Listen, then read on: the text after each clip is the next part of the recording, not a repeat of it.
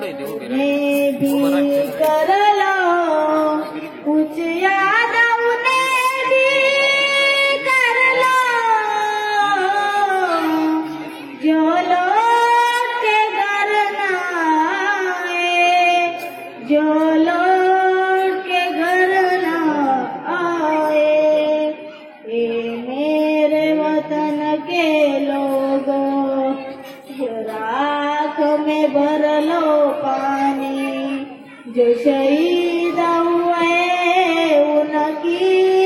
जरा याद करो कुर्बानी तुम भूल न जाओ इनको इसलिए सुनो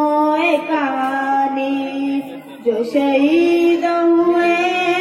उनकी जरा याद करो कुर्बानी जब घायल हुआ हिमालय खतरे में पड़ी आजादी जब तक सांस लड़े हो जब तक सांस लड़े